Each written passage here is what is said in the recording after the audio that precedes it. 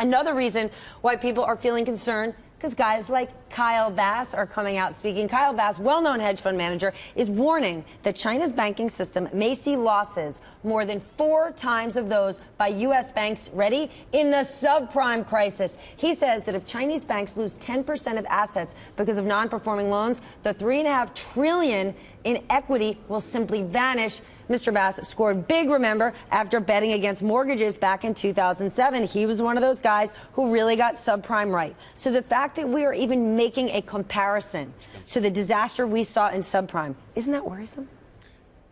Look, there's no doubt anybody who thought that China's trajectory was going to be straight up forever got it wrong, obviously. And I don't think any intelligent person thought that. China is certainly going through a retrenchment, and that has repercussions around the globe. Oil and demand, oil and gas demand, a bevy of other issues. I think that over time China will figure it out, and I think at this point in time China has a lot of levers to pull. So that's not to assess Kyle Bass's position or where he may be playing this crisis, but from an overall global perspective, I don't believe that China, I believe that China still has a lot of levers to pull, and I believe they'll come out of this. Yeah, you know what, I was looking at, so China's total debt, if you look at all loans outstanding to corporations and households, obviously it's a massive number. But if you look at it in percentage terms, how much lending has grown or is growing, you can see that back in 2006, 2007, they were growing their outstanding loans at 30 to 35%, when GDP also warranted that.